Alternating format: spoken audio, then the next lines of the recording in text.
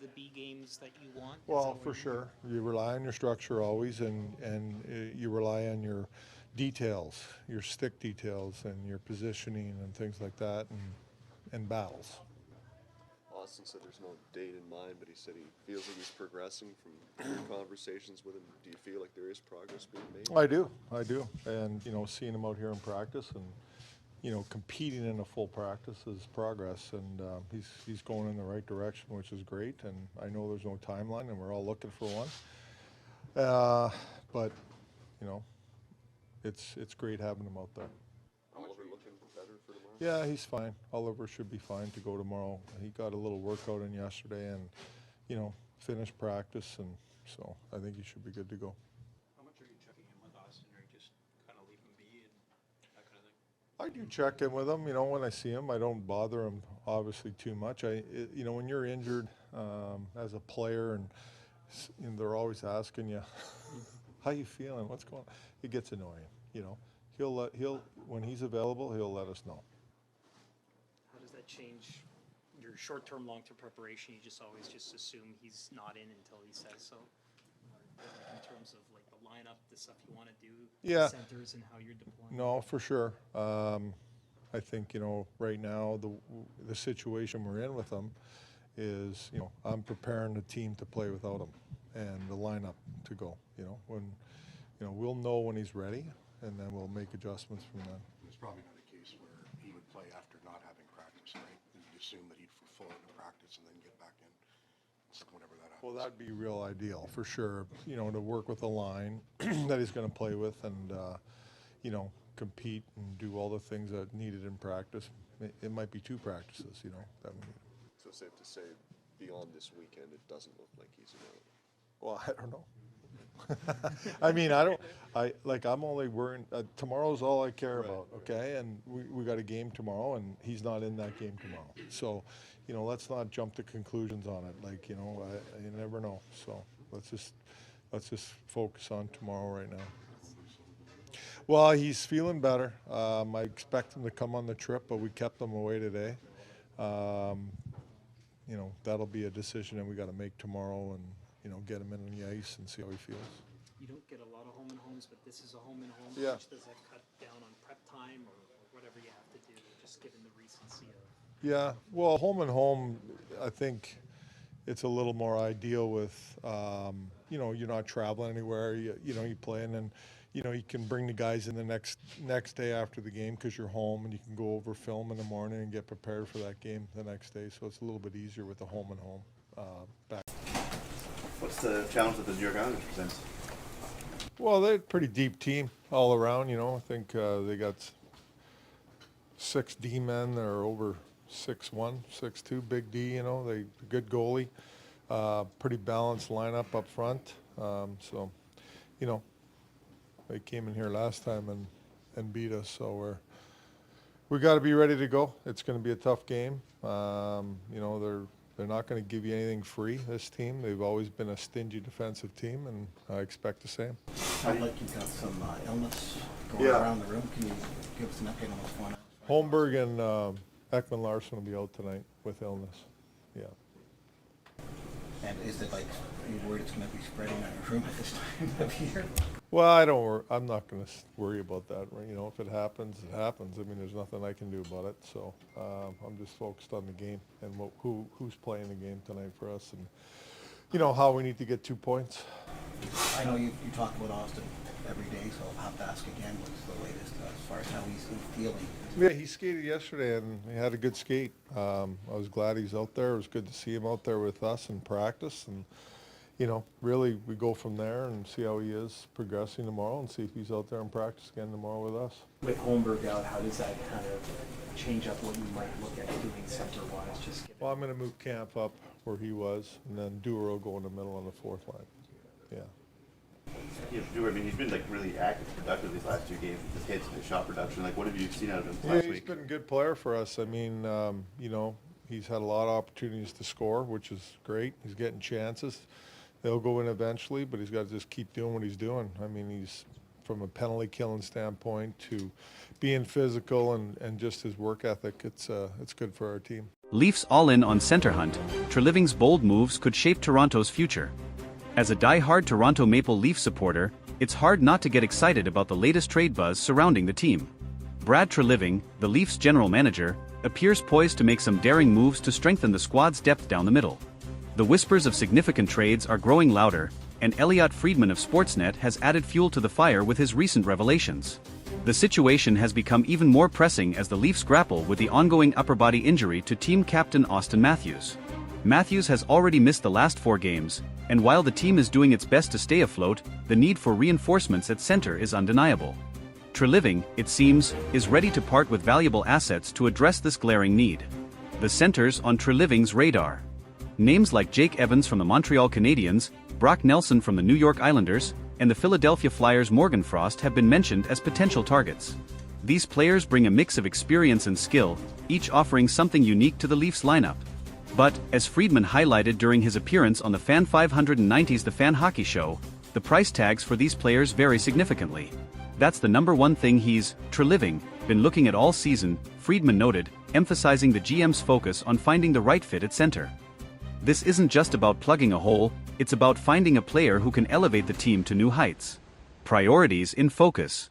While some fans might argue that the Leafs need help on defense, Friedman suggested that Treliving's primary focus is elsewhere. They did a lot of their work in the off-season. I think now there's a question if they need to go find someone to play with Morgan Rielly, he explained. But, it's not their number one priority. I believe their number one thing all season has been, let's find another center. This clear focus on center depth speaks volumes about Treliving's strategy. The Leafs are willing to pay a hefty price, but there's a caveat: the player must come with term. Why term matters? The preference for term isn't just a strategic move, it's a sign that Treliving is thinking long-term. Rentals can be tempting, especially for a team looking to make a deep playoff run, but they often come with risks. One of the things I've heard is that if they're going to spend assets on a center, they would prefer it to be someone with term, Friedman revealed. This approach ensures that any trade made benefits the Leafs beyond the immediate future. Internal struggles and potential fits. Internally, the Leafs have tried to find solutions.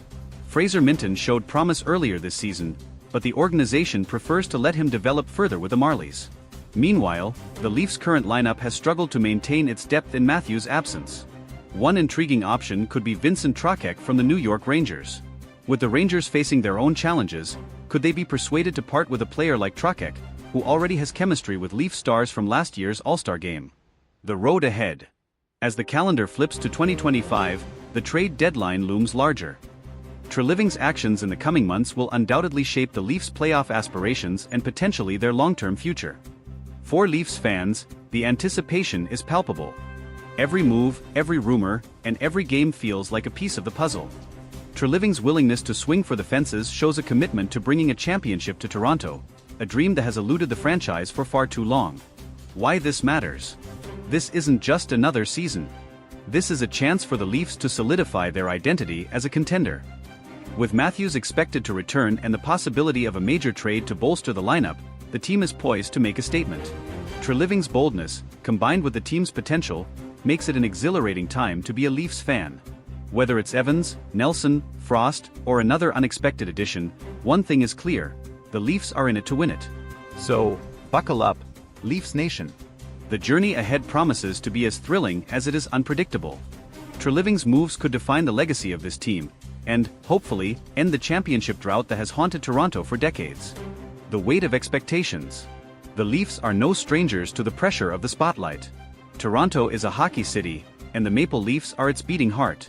Every move made by management is scrutinized, every decision debated endlessly by fans and analysts alike. Treliving stepped into a challenging role when he took over as GM, and his willingness to take bold steps shows he understands the weight of these expectations. What makes this moment particularly critical is the team's current window of contention.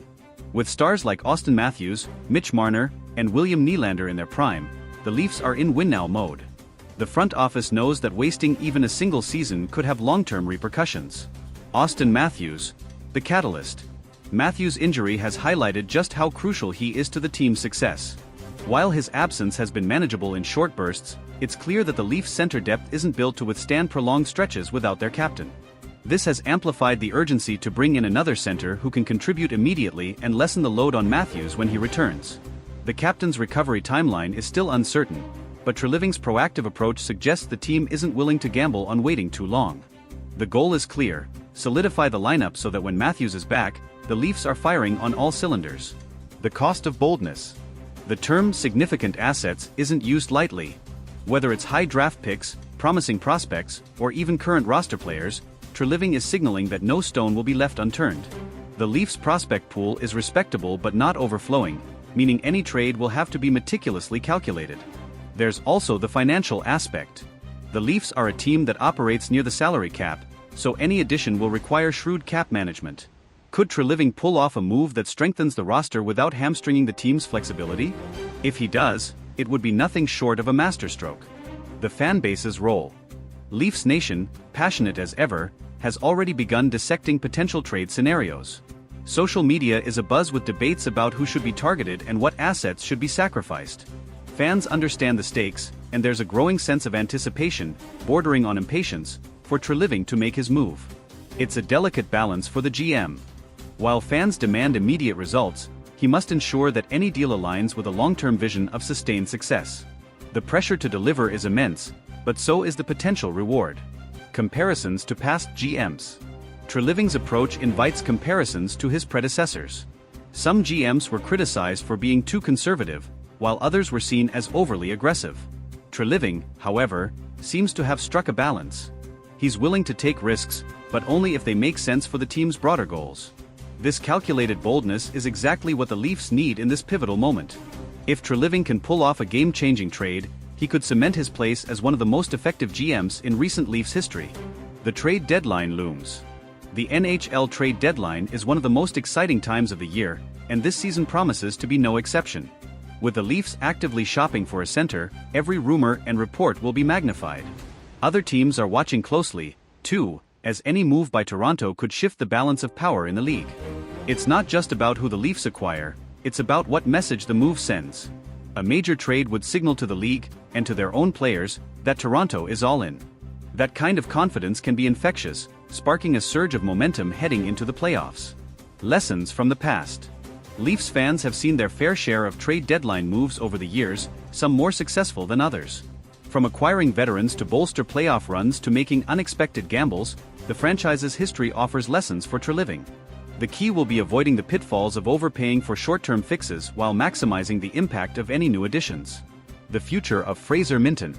One of the most intriguing subplots is the development of Fraser Minten.